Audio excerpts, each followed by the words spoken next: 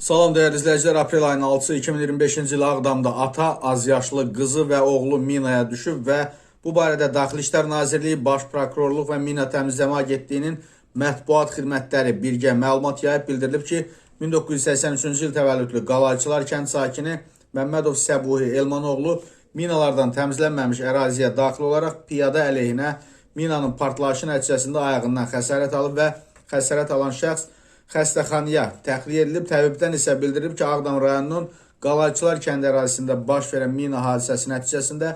xəsarət alan 3 nəfər, 2 kişi, bir qadın Bərdə rayon mərkəzi xəstəxanasının təcili yardım şöbəsinə hospitalizasiya olunub. 83 təvəllüdlü kişi cinsli, 2012-ci il təvəllüdlü qadın cinsli və 2014-cü il təvəllüdlü kişi cinsli şəxsə hər iki aşağı ətrafın və qarnın ön səthinin və sol yuxarı ətrafın qəlpə yaraları diaqnozu qoyulub və APA'nın məlumatına görə mina partlayışında xəsarət alan 2012-ci il təvəllüdlü qız Məmmədova və 2014-cü il təvəllüdlü oğlan Səbuhi Məmmədovun övladlarıdır.